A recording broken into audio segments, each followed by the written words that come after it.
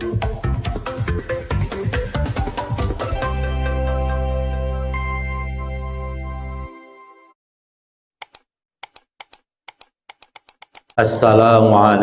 warahmatullahi wabarakatuh. Bismillahirrahmanirrahim. Alhamdulillahi rabbil alamin. Wassalatu wassalamu ala ashrafil anbiya'i wal mursalin sayyidina wa maulana Muhammadin wa ala alihi wa ashabi ajma'in, amma ba'du. Faya ayuhan nas usikum wa nafsi bitaqallah faqad faza man ittaqa. Haitsu qala Allah azza wa jalla fi kitabil karim, a'udzu billahi minasy syaithanir rajim. Ya ayyuhalladzina amanu taqullaha haqqa tuqatih wa la tamutunna illa wa antum muslimun. Hadirin muhtaram wal mukarram jamaah, bapak-bapak, ibu-ibu yang dirahmati Allah Subhanahu wa taala. Mari kita bersama-sama menghadirkan hati, berniat untuk i'tikaf, berzikir, kemudian juga thalabul ilmi sampai datangnya terbitnya matahari. Mudah-mudahan kita semua mendapatkan pahala haji dan umrah yang sempurna. Juga kita mohon pada Allah untuk diberikan kemudahan dalam melaksanakan ketaatan pada Allah SWT, sehingga istiqomah dan menggapai yang namanya husnul khatimah. Sampai kita kepada pembahasan tentang wasiat ilahiyah yang semuanya adalah merupakan hadis qudsi, wasiat dari Allah Subhanahu wa taala untuk hamba-hambanya, yang diantaranya agar hamba-hamba tersebut selalu ingat akan kebesaran Allah Subhanahu wa taala, akan kebesaran Tuhannya, selalu ingat akan Maha Rahman Rahimnya Allah Subhanahu wa taala sehingga putus asa itu hilang, kesedihan itu hilang, yang ada hanya semangat dalam beribadah dan taat pada Allah Subhanahu wa taala. Kadang kalau mikirin susah ya, akhirnya susah terus. Tapi kalau mikirin betapa senangnya, betapa enaknya, nikmatnya beribadah kepada Allah, luar biasa. Salah satu azab yang mengerikan bagi seorang mukmin adalah, itu bukan ini lagi tapi azab. Para ulama mengkategorikan sebagai azab. Ketika seorang mukmin sudah tidak merasakan lagi nikmatnya sholat, tidak bisa merasakan lagi nikmatnya ngaji, baca Quran, maka sudah merupakan adab dari Allah sudah. Karena sungguh berarti sudah hilang. Bukan karena saking sudah biasanya jadinya, enggak. Maka luar biasa sekali kita harus bersyukur kepada Allah, kita masih diberikan nikmat sholat, bangun malam, nikmat ngaji, makin semangat. Bukan karena apa-apa, karena memang kita mengharap mendapatkan rahmat Allah Subhanahu wa ta'ala. Bukan pengen jadi orang sakti, bukan juga pengen jadi orang yang bagaimana, bukan. Beda dengan orang-orang zaman dulu, mereka pada tapa, pada bersemedi, karena mengharapkan adanya kesaktian yang diberikan. Tapi ibadah kita pada Allah semata-mata karena emang kita ini hamba Allah, tunduk patuh pada Allah, hanya mengharapkan ridhonya Allah Subhanahu wa ta'ala, tidak yang lain. Sehingga waktu dulu zaman saya masih nyantri, masih pengen sakti-saktian itu Pak ya. Puasa 3 hari, kemudian malamnya, malam Kamis, malam Jumat terakhir pati geni. Jadi pengen sakti Pak ceritanya. Jadi pengen kebal, pengen bisa mukul orang dari jauh karena masih muda. Puasa 3 hari, wiridanya habis sholat, setiap habis sholat baca 7 kali. Wiridanya Pak, 1 halaman, ya kurang lebih 1 halaman inilah, dibaca setiap habis sholat 7 kali. Panjang. 7 kali, masing-masing ininya ada yang 3 kali, ada yang 7 kali. Jadi 1 halaman 7 kali, masing-masing zikirannya itu ada yang 3 kali, berapa kali itu, berapa jam. Paling tidak ya 1 jam lebih sholat itu pengen sakti. Baca, dimulai dari hari Selasa puasa. Dan puasanya mutih Bang. Mutih itu artinya kalau dia niatnya puasa, sahurnya makannya pakai nasi saja. Kalau dia puasanya pengen makan singkong, ya singkong saja. Sudah, bismillah mutih. Ketika itu kita nasi saja udah. Luar biasa Pak, lemesnya luar biasa. Hari pertama, kedua, ketiga mati geni. Yang namanya mati geni, puasa hari Kamis sahur, dari mulai sahur sampai nanti jam 6 pagi hari Jumat tidak boleh tidur. Ini orang-orang zaman dulu sakti-sakti. Saya pengen seperti itu, ternyata nggak bisa. Hari Kamis sahur, puasa terakhir, maka sahurnya pakai nasi saja. Udah, katakanlah kalau baterai itu ngedrop sudah 50% tinggal. Bertahan sampai zikir itu sampai 7 kali 1 jam itu ya udah.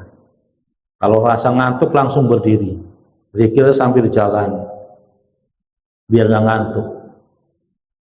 Sampai setengah hari Kamis, zuhur masih ada. Sudah tinggal 40% baterainya. Maghrib itu kita boleh buka. Jadi bukan nggak makan ketika mati gem itu. Maghrib tetap buka. Buka, minum air, kemudian makan nasi yang putih tadi sampai jam 7, sampai datang Isya. Silakan boleh minum. Habis Isya sampai nanti subuh pagi jam 6 nggak boleh tidur, nggak boleh makan, nggak boleh minum. Isya itu sudah mulai 30% Pak baterai. Gimana bertahan supaya nggak ngantuk? Jalan itu miring-miring. Akhirnya nggak kuat, jam 12 malam ketiduran 5 menit saja. Ketiduran, jalan lagi sampai subuh. Selesai subuh, nunggu sampai isyraq. Sudah isyraq, baru kita boleh makan yang seperti biasa. Dah, Anda lulus. Ujiannya apa? Pengetesannya dikatakan lulus adalah dengan ada jarum, Pak, jarum jahit tuh. Diletakkan di sini, kemudian begini. Berani nggak kira-kira? Kalau dia berani, kalau yakin apa yang sudah diamalkan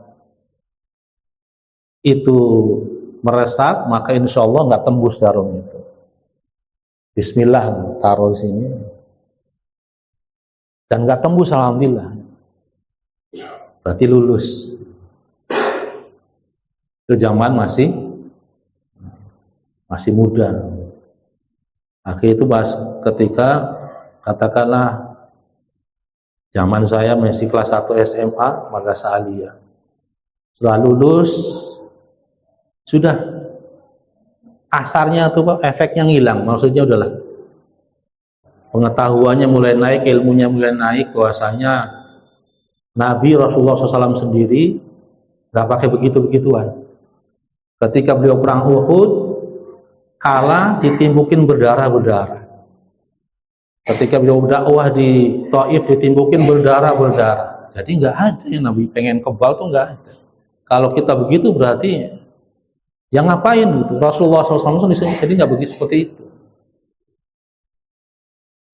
Akhirnya ketika kuliah ketemu lagi dengan kiai yang baru, disitulah Allah kasih saya untuk ijazah sholawat ummi. Dan sama juga Pak, suruh puasa lagi.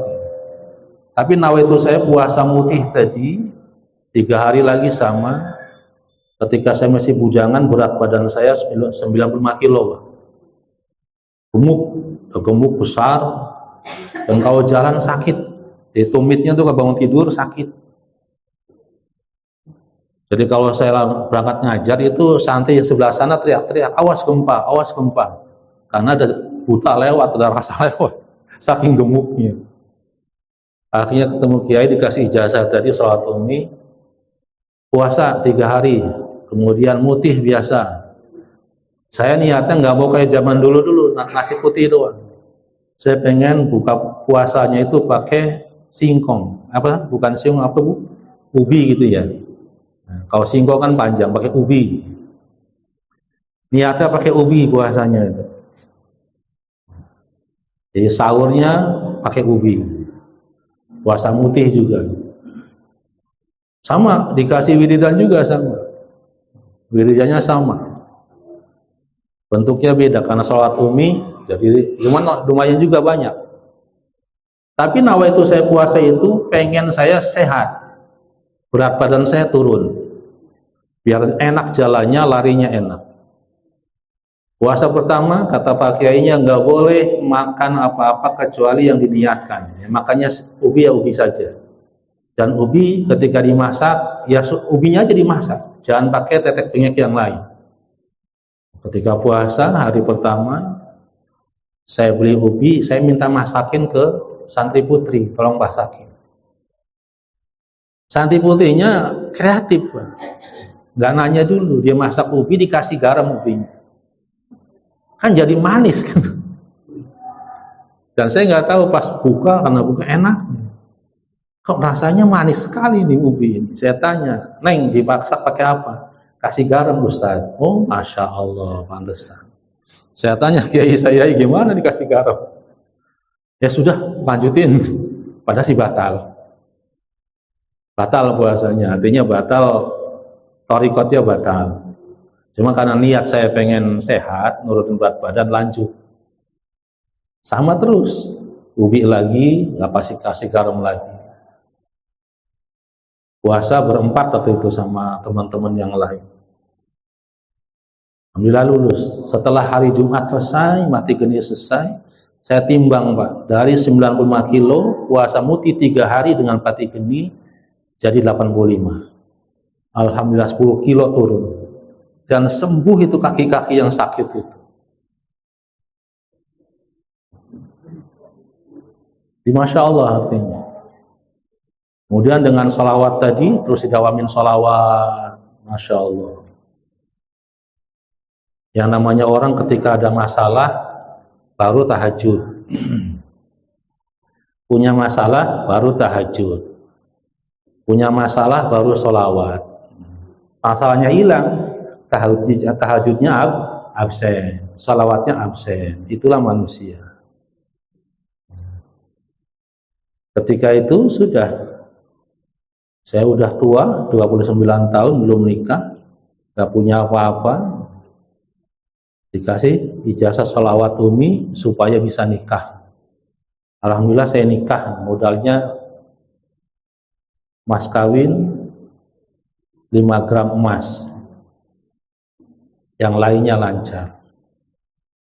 Maka di sini kita diperlukan istiqomah, bukan hanya ketika kita ada hajat saja, ketika kita ada masalah saja baru dekat dengan Allah Subhanahu wa ta'ala. Akan tetapi terus istiqomah, salawatnya jalan, tahajudnya jalan, tilawahnya jalan, ngajinya jalan, agar tetap terus hati kita bersih Kemudian iblis setan juga ganggunya susah. Kalau sendirian memang susah. Kalau sendirian susah, tapi kalau berjamaah seperti ini, insya Allah ganggunya juga iblis setan nggak ada susah. Syokra niat mau itikaf habis subuh zikir sampai isyraq sendirian. Gampang gangguannya. Setan gampang ganggunya. Pengen inilah, pengen itulah, ada inilah, ayo terus. Jadi kalau jamaah begini, insya Allah dimudahkan sama Allah SWT. Ya. Sekali lagi azab bagi orang mukmin adalah ketika dia sudah tidak merasakan nikmat lagi ketika sholat, tidak merasakan nikmat lagi ketika ngaji, berarti sudah ada azabnya, segera istighfar. Orang ketika nikmat sholat, Masya Allah. Dan bapak-bapak, ibu-ibu kalau pengen nggak pikun ketika sudah sepuh, dawamkan ngaji Quran. Insya Allah orang yang ngaji Quran itu paling pikun juga sedikit. Tapi orang yang nggak biasa ngaji Quran, walaupun dia muslim, pikunnya gampang, Pak. Kenapa bisa Al-Quran bisa mencegah pikun? Karena orang ketika ngaji, Pak, halaman pertama dia sudah selesai, dikasih tanda. Oh, ngaji lagi, dilihat lagi, oh ini tandanya, dilanjutin lagi terus. Sehingga akhirnya dibantu sama Allah lewat Al-Quran, ngaji Quran, hingga akhirnya pikunnya itu nggak terlalu. Bayangin orang pikun luar biasa. Saya punya emak ya.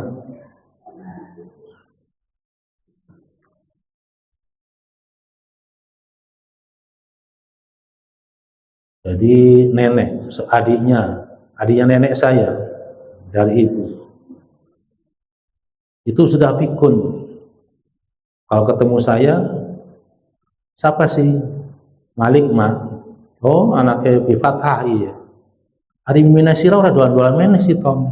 Dah, ibu saya kan udah meninggal lama mah. Oh udah meninggal ya. Itu ngobrol. Semenit saya ceritain ibu saya udah meninggal. Berikutnya nggak lagi. Minasira di Fathah meneh beliau meneh sih. Diulang lagi. Udah meninggal mah. Lama lagi ada ngobrol 2 menit, nanyain lagi. Di minasira menti orang mene-mene, biasanya dolan ya. Itu orang pikun. Keluar dari rumah jalan ngamprak kemana, nggak tahu. Nauzubillah min dzalik. Maka salah satu ikhtiar kita supaya tidak pikun adalah ya tadi mendawamkan baca Quran. Ya. Kita kembali kepada hadis-hadis qudsi tentang wasiat-wasiat Allah kepada hamba-hambanya, sampai kepada bahwasanya Allah walaupun seisi alam semesta ini bertakwa pada Allah, itu tidak akan menambah sedikit pun dari kebesaran, keluasaan kerajaan Allah Subhanahu wa ta'ala. Dan juga seandainya penghuni alam semesta ini dari awal manusia ada sampai akhir manusia, baik begitu makhluk jin juga sama, semuanya tidak bertakwa, bahkan durhaka sama Allah, jadi orang kafir semua, itu tidak bisa mengurangi sedikit pun dari kebesaran kekuasaan kerajaan Allah Subhanahu wa ta'ala. Artinya Allah tidak butuh akan takwa kita, tidak butuh akan ibadah kita. Justru sebaliknya, kita yang butuh atas rahmat Allah SWT dengan usaha kita beribadah, bertakwa pada Allah. Karena sesoleh apapun sebanyak apapun pahala ibadah kita lakukan, kita kerjakan, itu tidak bisa menyebabkan kita masuk surga. Kita masuk surga semuanya berkat rahmat Allah Subhanahu wa ta'ala, bukan berdasarkan daripada ibadah kita. Mari kita hitung-hitungan ibadah kita. Umpama ibadah kita itu dihitung oleh Allah Subhanahu wa ta'ala semenjak kita akil balik. Katakanlah laki-laki usia 12 atau 13 tahun, dia sudah bermimpi basah, maka dia sudah akil balik, dia wajib melaksanakan semua perintah Allah menjauhi larangannya. Wajib sholat, dihitung dari situ. Dari situ kemudian terus ibadah sampai usia 60 tahun meninggal. Kira-kira berapa tahun ibadahnya? Pahala ibadah yang dia dapat dari umur 13 tahun sampai 60 tahun. Karena dari 0 sampai 13 tahun sebelum balik itu tidak dihitung sebagai pahala ibadah. Walaupun anak kita ngaji, kemudian apa, itu pahalanya lahir ke orang tuanya yang mengajarkan didiknya. Nah, dari 13 tahun itulah kita mulai dihitung pahala kita, dosa kita. Sampai umur kita meninggal 60 tahun. 60 tahun dikurang 13. Berapa Bapak Ibu? Itulah yang dihitung oleh Allah. Pahala buat kita. Itu pahalanya, belum dosanya. Maka kalau ada dosanya, pahala dikurang dosanya. Fa'amma man thaqulat mawazinuhu fahuwa fi 'ishatir radiyah. Ketika ditimbang, barang siapa yang amal ibadahnya thaqulat mawazinu, lebih berat, maka fahuwa fi 'ishatir radiyah, maka dia dalam kehidupan yang sangat menyenangkan, masuk surga. Wa amma man khaffat mawazinuhu, akan tapi barang siapa yang ringan pahala kebaikannya, artinya sedikit, fa ummuhu hawiyah, yaitu amal baik, amal dosa dan pahala ditimbang. Kalau dosanya sedikit, maka naik timbangan kebaikannya. Lah kalau mau hitung-hitungan berdasarkan pahala yang kita lakukan masuk surga, maka ketika masuk surga, ya sudah, kamu masuk surga selama umur kamu beribadah sama saya, kata Allahnya. Maka setelah selesai, katakanlah 40 tahun kita ibadah sama Allah, maka ya masuk surga 40 tahun, sisanya masukin neraka. Itu kalau berdasarkan hitung-hitungan pahala. Maka luar biasanya Allah Maha Rahman Rahimnya, kita masuk surga itu bukan karena pahala kita, tapi karena rahmat Allah Subhanahu wa ta'ala. Bagaimana supaya kita mendapatkan rahmat Allah? Dengan menjalankan semua perintah-perintah Allah, dengan seikhlas-ikhlasnya, sepatuh-patuhnya, setunduk-tunduknya. Dan kita sendiri masih belum tunduk sama Allah, masih tunduk dengan hawa nafsu, masih tunduk dengan kepentingan pribadi. Ketika Allah manggil azan, Allahu Akbar, Allahu Akbar, masih di jalan. Padahal kalau tunduk sama Allah, 5 menit lagi mau azan, lagi di jalan nyari masjid dulu, melipir masuk masjid, udah siap-siap. Maka dalam Al-Quran itu surat Ali Imran kan, surat An-Nisa, tentang orang-orang munafik. Idza qamu ila sholati qamu kusala. Orang-orang munafik itu ketika berdiri untuk sholat, qamu kusala, mereka berdiri dengan malas-malasan. Maka naudzubillah, mari Gus Baha menjelaskan supaya bukan termasuk orang munafik ketika mau sholat sregep. Jangan apa, playa adu seluhur ya, jagongnya ku rada bangunnya rada males, Karena di Al-Qur'an idza qamu ila sholati qamu kusala, dan orang-orang munafik itu ketika diundang berangkat sholat qamu kusala, mereka bangun dengan malas-malasan. Abot alot lagi PW megang HP nggak boleh diganggu. Bahkan ini setan yang gepeng itu yang luar biasa. Setan gepeng bentuknya HP itu luar biasa. Lagi ngaji bunyi berhenti dulu, ngelihat ada apa. Maka peringatannya idza qamu ila sholati qamu kusala, dan ketika dipanggil untuk sholat mereka bangun dengan malas-malasan. Maka itu menjadi peringatan buat kita, yuk mari jangan sampai ketika waktu sholat datang ngadege ku malas-malasan. Gage tangi, gage wudu, gage sholat, siap-siap, sing beringas. Dan sampai kita termasuk di ayat tadi, wa idza qamu ila sholati qamu kusala. Ya. Selanjutnya adalah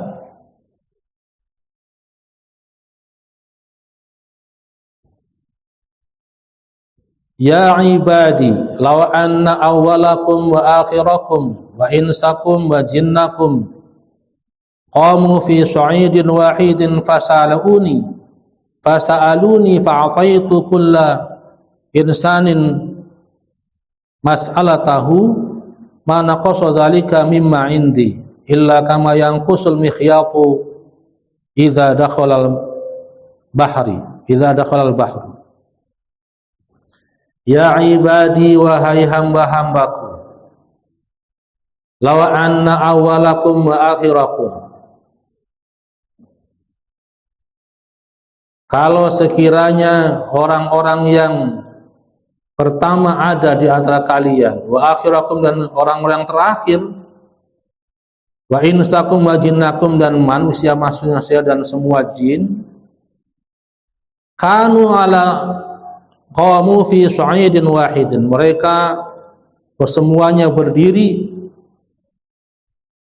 dalam satu tempat, fasaluni, dan mereka semua berdoa dan mohon pada saya, fa'afaitu kulla insanin mas'alatahu ma naqasa dzalika mimma indi. Fa'afaitu, dan kemudian saya memberikan, mengabulkan semua manusia apa yang dia minta, mana qasa dzalika mimma indi, itu tidak mengurangi apa yang ada dalam diri, apa yang ada di sisi saya. Illa kama yanqusul mikhyat idza dakhala al-bahr, kecuali hanya seperti berkurangnya air laut ketika jarum dicelupkan ke situ. Hadirin jamaah, Masya Allah, ini penegasan dari Allah bahwasanya Allah Maha Kaya, luar biasa, kerajaannya luas, sehingga tidak butuh apa-apa. Mau kita takwa, mau kita nggak takwa, alam semesta semua isinya orang-orang kafir semua, Allah nggak butuh. Kemudian Allah tegaskan di berikutnya, yaitu wahai hamba-hambaku, sekiranya orang-orang manusia dan jin semuanya dari yang pertama saya ciptakan sampai dikumpulkan sampai yang terakhir baik jin dan manusia, mereka semuanya berdiri dalam satu tempat dan mereka semua berdoa pada saya, mohon pada saya. Fa'ataitu kulla insanin mas'alatahu, kemudian saya kabulkan semua, saya berikan semua apa yang dia minta. Kata Allah, ma naqasa dzalika mimma indi, itu tidak mengurangi sedikit pun dari apa yang ada sisi saya, kecuali seperti berkurangnya air laut ketika dicelupkan jarum. Jadi cuma tetesan kecil sekali. Air laut segitu besarnya, luasnya, dicelupkan jarum, itulah yang terambil Dari semua orang yang Allah kabulkan doanya, baik orang yang pertama ada sampai terakhir, baik dari jin dan manusia, memohon pada Allah dikabulkan semua, itu tidak mengurangi. Seperti itu saja. Maka luar biasa sekali, jangan sampai kita putus asa. Ketika kita berdoa belum diijabah, tetap husnuzon sama Allah. Barangkali diijabah di tempat yang lain. Barangkali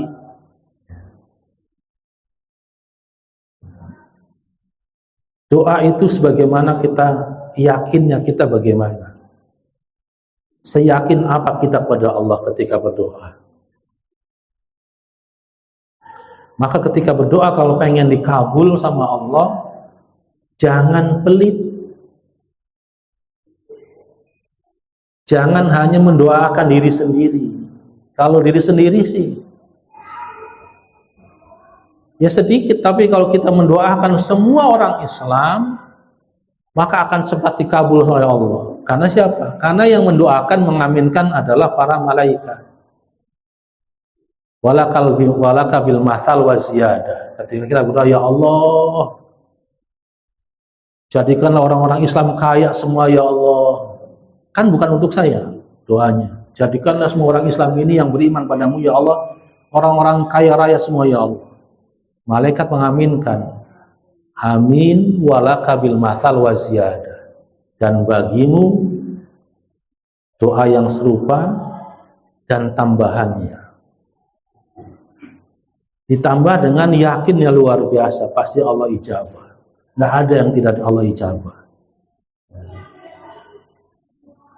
Karena saking luar biasa, maha luas, maha kayanya Allah Subhanahu wa ta'ala. Maka tadi, kalau kita punya masalah, dekati Allah. Tapi kalau sudah masalahnya hilang, tetap dekati Allah. Jangan pas tahajud, ada masalah aja tahajud, masalahnya hilang, tahajudnya hilang. Kalau nggak pengen ada masalah dalam hidup, maka tahajud, terus tahajud. Walaupun nanti ada masalah datang, masalahnya nggak begitu berat, karena ya sudah dekat dengan Allah. Rajin tahu, rajin ngaji, rajin sodako. Ini yang berikutnya adalah seperti tadi. Kalau seluruh alam semesta dan seisinya memohon pada Allah dan Allah kabulkan semua, tidak mengurangi apa-apa yang ada di sisi Allah, kecuali seperti jarum dicelupkan ke laut. Maka yang netes itulah yang Allah berikan. Wallahu a'lam bishawab. Mohon maaf yang sebesar-besarnya, maka kita akhiri dengan membaca doa kafaratul majlis. Subhanakallahumma bihamdika asyhadu an la ilaha illa anta astaghfiruka wa atubu ilaik.